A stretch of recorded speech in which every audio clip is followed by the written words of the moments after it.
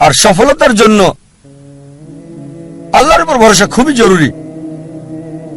আল্লাহ কোরআনে বলেন সূরা আল ইমরান অধ্যায় 3 আয়াত 160,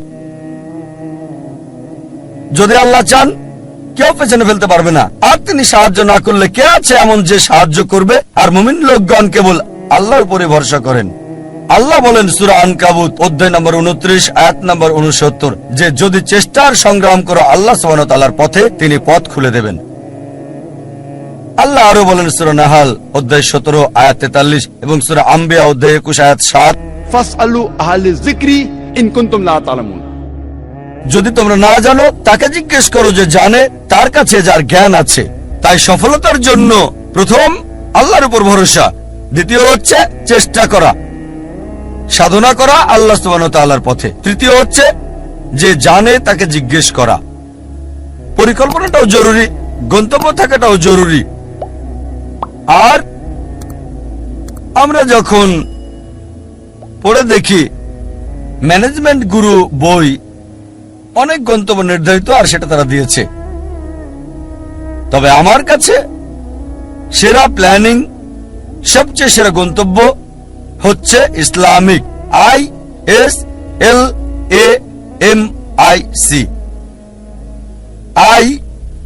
এটা দিয়ে ইসলামিক। আপনার গন্তব্য আল্লাহ সুবহানাহু ওয়া তাআলা এবং নবী মুহাম্মদ সাল্লাল্লাহু আলাইহি সাল্লামের শিক্ষা অনুযায়ী হতে হবে। আপনার গন্তব্য কোরআন এবং সর্বশেষ এবং চূড়ান্ত বার্তাবাহক নবী মুহাম্মদ সাল্লাল্লাহু আলাইহি সাল্লামের হাদিসের অনুযায়ী হতে হবে। এটা ইসলামিক হতে হবে। এক নম্বর এস হচ্ছে লক্ষ্য নির্দিষ্ট হতে হবে, স্পেসিফিক হতে হবে, অস্পষ্ট হবে না। আরেকটা উদাহরণ দিচ্ছি। ধরেন একজন শিক্ষক ছাত্রদের ধনুবিদ্যা সম্পর্কে শিক্ষা দিচ্ছেন, আর ছাত্রদের বললেন, যারা তীর চালানো শিখছিল, গাছের ডগায় বসা একটা পাখিকে নিশানা করছিল। সবাই নিশানা করছে, শিক্ষক বললেন আমি না বললে কেউ তীর ছুড়বে না। প্রথম ছাত্রকে বললেন নিশানা করেছো? সে বলল হ্যাঁ। তুমি কি দেখছো? সে বলল বন দেখছি, গাছ দেখছি, পাখিটাকেও দেখছি। দ্বিতীয় ছাত্রকে বললেন তুমি কি দেখছো? সে বলল স্যার গাছটা দেখছি, গাছের ডাল দেখছি, আর পাখিটাকেও দেখছি। তৃতীয় ছাত্রকে বললেন তুমি কি দেখছো? সেই ছাত্র বলল আমি শুধু গাছের ডাল দেখছি আর পাখি আর পাখির চোখ। চতুর্থ ছাত্রকে বললেন তুমি কি দেখছো? সেই ছাত্র বলল স্যার আমি শুধু চোখ দেখছি আর অন্য কিছুই দেখছি না। শিক্ষক বললেন এবার তীর ছুঁড়ে দাও, আর তীরটা পাখিটার চোখে গিয়ে লাগলো। আপনার লক্ষ্য স্পেসিফিক হতে হবে, নির্দিষ্ট হতে হবে। কোন ভ্রমণকারীর মতো হলে হবে না, যার কোনো উদ্দেশ্য নেই।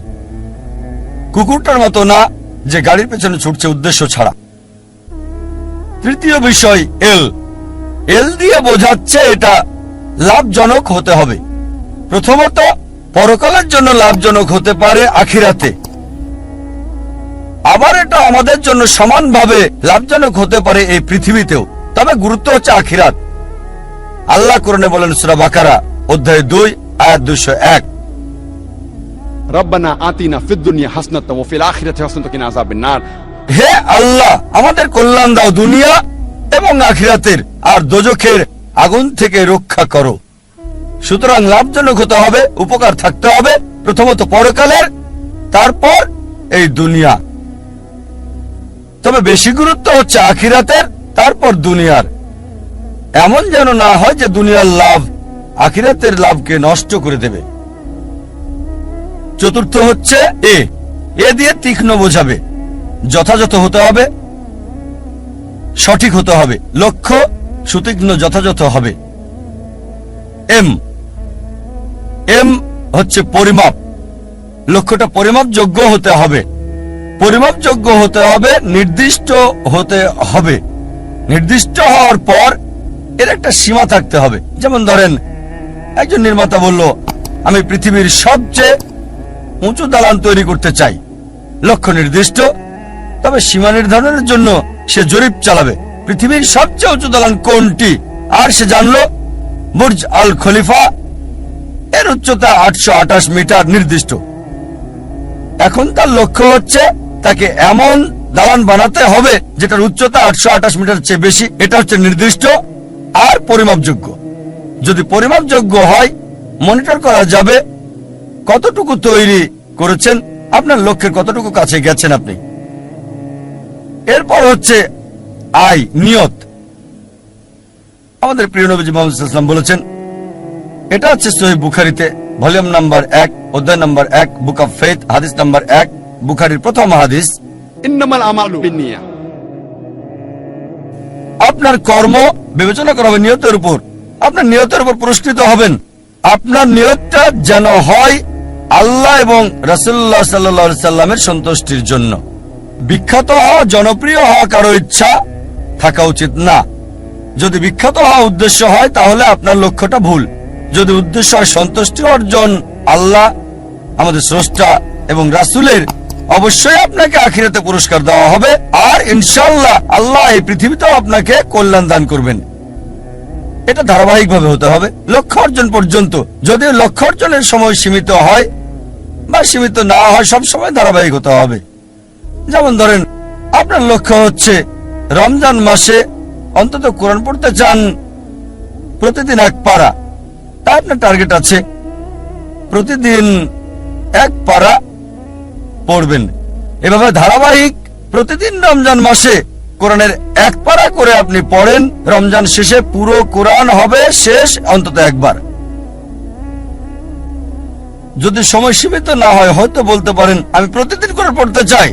একটা টার্গেট সেট করলেন, প্রতিদিন পড়বেন আধা পারা বা হতে পারে 1 পারা। এভাবে শুরু করলেন।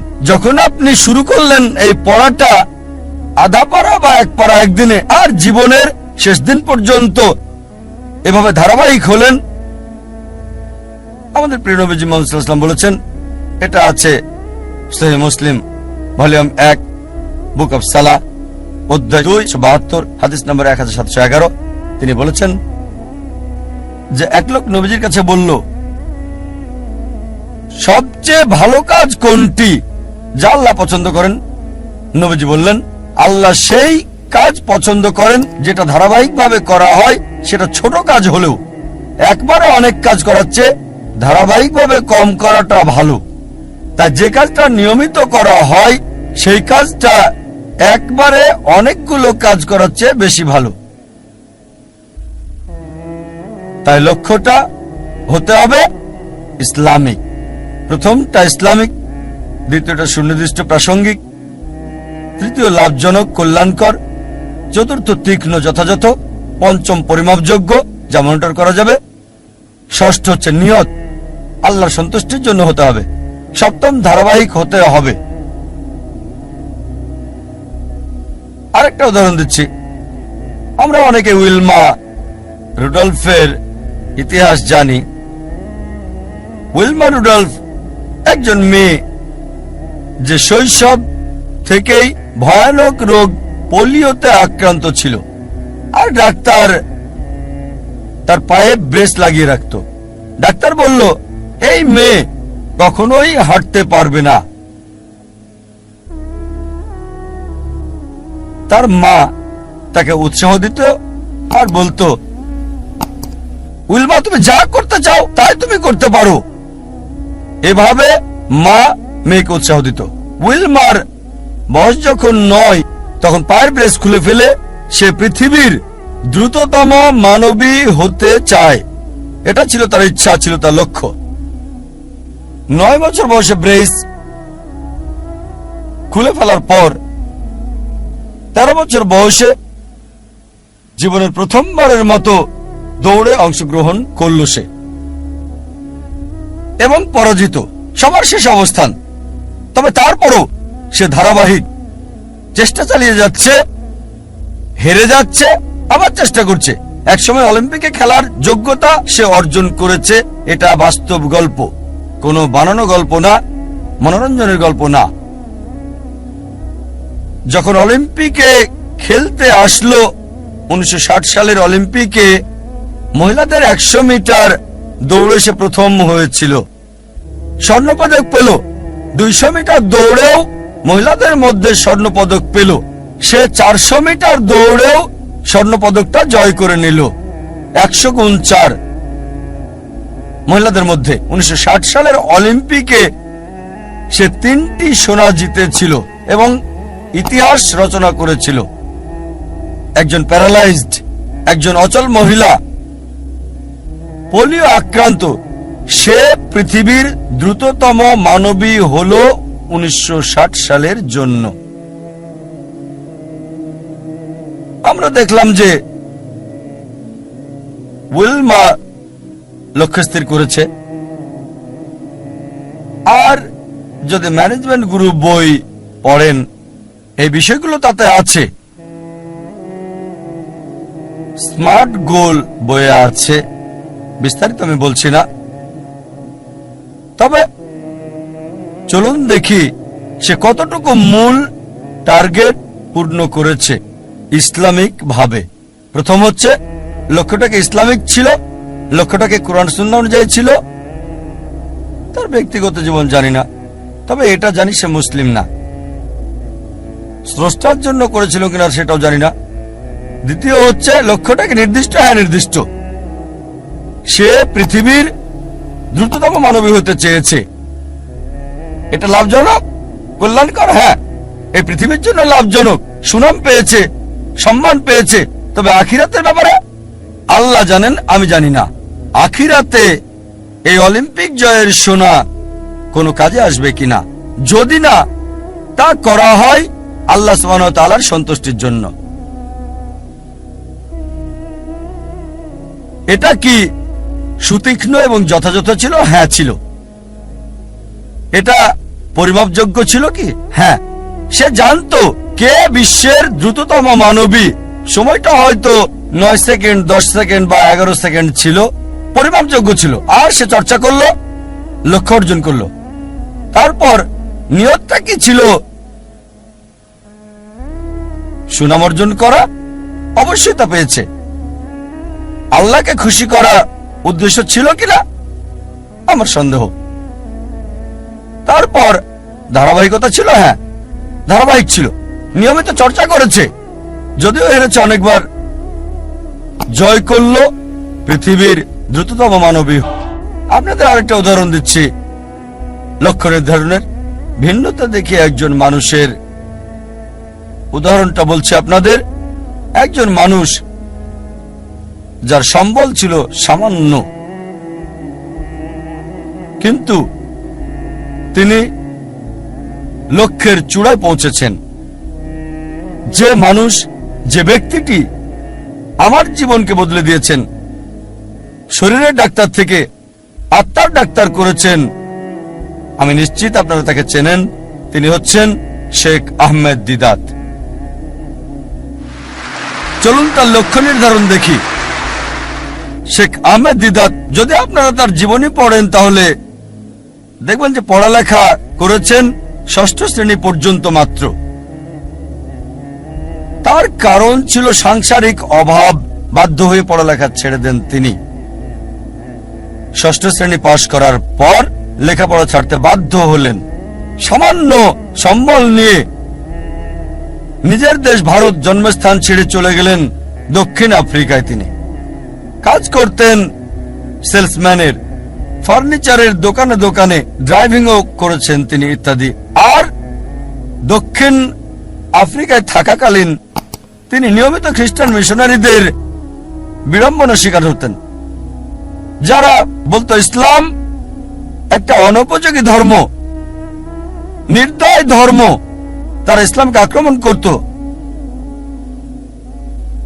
আর যেহেতু হ্যারাসমেন্টের শিকার, তার মনে একটা ইচ্ছা আসলো, ইসলামের বিরুদ্ধে সব অভিযোগের আমি উত্তর দিতে চাই সেই সব খ্রিস্টান মিশনারিদের। এই খ্রিস্টান মিশনারিদের ইসলামের বিরুদ্ধে বলার উপযুক্ত জবাব দিতে চাই। চিন্তা করেন, 6ষ্ঠ শ্রেণী পর্যন্ত পড়া একজন মানুষ। তবে অবশ্যই আল্লাহর উপর ভরসা ছিল। তিনি চেষ্টা করেছেন। একটা বই তাকে বেশ নাড়া দিয়েছিল, ঘরের মধ্যে ময়লা জমে থাকা একটা বই। এই বইটা তাকে নাড়া দিয়েছে, যেটার নাম ইজারুল হক, সত্যের প্রকাশ, লেখক মাওলানা রহমতুল্লাহ কিরানবী। আর ওই বইয়ে লক্ষ্যের নির্দেশনা পান, এভাবে শুরু করেছিলেন। আর 40 বছর ধরে সংগ্রাম করেছেন। তিনি চ্যালেঞ্জ করেছেন খ্রিস্টান ধর্মের রথী মহারথীদের। চিন্তা করেন, 6 পাস একজন মানুষ 40 বছর সংগ্রাম করেছেন, পৃথিবীর সেরা খ্রিস্টানদের সাথে চ্যালেঞ্জ করেছেন। এমন একটা ঘটনা 1986 সালে তিনি বিতর্ক করেছিলেন পাদ্রী জিমি সোয়াগাটের সাথে। আর 80 দশকে এই জেমি সোয়াগাট ছিল 1 নাম্বার, সবচেয়ে ক্ষমতাধর, সবচেয়ে বিখ্যাত খ্রিস্টান টিভি বিতার্কিক। তার বিতর্কের কয়েক সপ্তাহ আগে শেখ দিদাতের এক ভক্ত বলল, শেখ আহমেদ দিদাত, আমি আপনার ভক্ত, আপনাকে একটা উপদেশ দিচ্ছি। এই জেমি সোয়াগাটকে আমি চিনি, তার সম্পর্কে আমি জানি, তার সাথে বিতর্ক করবেন না, আপনাকে হাসির পাত্র বানাবে আর ফু দিয়ে উড়িয়ে দেবে। চিন্তা করেন, একজন ভক্ত আহমেদ দিদাতকে উপদেশ দিচ্ছে জেমি সোয়াগাটের সাথে ডিবেট না করার জন্য। আমি তাকে চিনি, আপনাকে হাসির পাত্র বানাবে আর ফু দিয়ে উড়িয়ে দেবে। যে লোক সবচেয়ে বিখ্যাত টিভি ব্যক্তিত্ব, টেলিভিশনের মালিক, যার বাজেট ছিল দৈনিক $1 মিলিয়ন বেশি সুনাম অক্ষুণ্ণ রাখার জন্য, আমাদের শেখ আহমেদ দিদাত, মাশাআল্লাহ, তার সাথে আল্লাহ ছিলেন। তিনি ইউএসএ তে গেলেন, ওই খ্রিস্টান মিশনারির শহরে, সে যে দেশে খুবই বিখ্যাত, তিনি গেলেন, বিতর্ক করলেন। আর আলহামদুলিল্লাহ সুম্মা আলহামদুলিল্লাহ, আল্লাহর সাহায্যে তিনি টেবিলটাকে উল্টে দিলেন।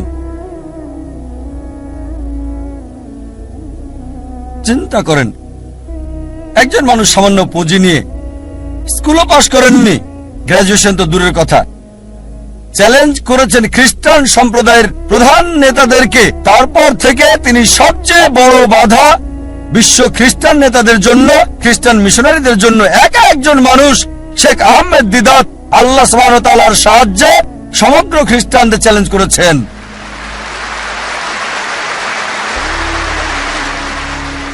এবার তার লক্ষ্য নির্ধারণ দেখি। 1 নাম্বার হচ্ছে ইসলামিক। প্রথমে এটা কি ইসলামিক ছিল? কোরআন এবং সহিহ হাদিস মোতাবেক এটা কি আল্লাহ এবং রাসূলের জন্য ছিল? স্বাভাবিকভাবে হ্যাঁ ছিল। এ কারণেই তিনি লক্ষ্য অর্জন করেছিলেন। দ্বিতীয় হচ্ছে, এটা কি নির্দিষ্ট ছিল? হ্যাঁ, তার লক্ষ্য নির্দিষ্ট ছিল। আমি ইসলামের বিরুদ্ধে অভিযোগের উত্তর দিতে চাই, এটা ছিল নির্দিষ্ট। যথাযথ জবাব দিতে চাই, অমুসলিমদের মন থেকে ইসলাম সম্পর্কে ভুল ধারণাটা সরাতে চাই আমি। তৃতীয় বিষয় হচ্ছে, এটা কি লাভজনক ছিল, কল্যাণকর ছিল? তিনি আখিরাতের লাভ চেয়েছেন, আর ইনশাআল্লাহ ইনশাআল্লাহ আল্লাহ তাকে জান্নাত দেবেন ইনশাআল্লাহ। কিন্তু আখিরাতের কল্যাণের পাশাপাশি দুনিয়াতেও সম্মান পেয়েছেন। দেখেন, 6ষ্ঠ শ্রেণী পাস একজন মানুষ 1986 সালে মুসলিম বিশ্বের নোবেল পেলেন মানবতার সেবায়, বাদশাহ ফয়সাল পুরস্কার তাকে দেওয়া হয়েছিল। 6ষ্ঠ শ্রেণী পাস লোক, তিনি পুরস্কারের জন্য করেননি, হয়তো পেয়েছেন $200 সেজন্য করেননি, পুরস্কারটা ছিল হয়তো স্বর্ণ সেজন্য করেননি, তিনি করেছেন আল্লাহ এবং রাসূলের জন্য। আল্লাহ আখিরাতে পুরস্কার দেবেন, এই দুনিয়াতেও লাভজনক। তারপর এটা কি তীক্ষ্ণ ছিল, যথাযথ ছিল? খুবই তীক্ষ্ণ, যথাযথ সময়ে তার কৌশল সবকিছু যথাযথ ছিল। যখন খ্রিস্টান মিশনারিরা মুসলিমদের বদনাম করত, আমাদের অবস্থান ছিল যখন একেবারে নিচে, এই মানুষ শেখ আহমেদ দিদাত হাজার হাজার তরুণকে অনুপ্রাণিত করেছিলেন এবং আমাকেও। অন্তত আমরা মাথা উঁচু করে দাঁড়াতে পারি ভালোভাবে। তারপর এটা কি পরিমাপযোগ্য? হ্যাঁ। তিনি কি করলেন? খ্রিস্টান মিশনারিদের লেখা বইগুলো সংগ্রহ করলেন, যেগুলো ছিল ইসলামের বিরুদ্ধে লেখা, যেমন জন গিলক্রিস্ট, এইসব বই জেমস ওগার্ট, আর সেগুলো উত্তর দিলেন। যখন তারা কোরআন এবং ইসলামকে আক্রমণ করত, তিনি জবাব দিতেন তাদের বাইবেল থেকে, কোরআনের আয়াতগুলো সেগুলোর উপরে প্রয়োগ করতেন আর ফলাফল পেতেন পরিমাপযোগ্য। এরপর তার নিয়ত কি ছিল? বিখ্যাত হওয়া নিয়ত ছিল না, বাদশাহ ফয়সাল পুরস্কার পাওয়াটা উদ্দেশ্য ছিল না, নিয়ত ছিল আল্লাহ এবং তার রাসূলের সন্তুষ্টি অর্জন। তারপর ধারাবাহিকতা ছিল, হ্যাঁ ছিল। চিন্তা করেন, তিনি সংগ্রাম করেছেন 40 বছর।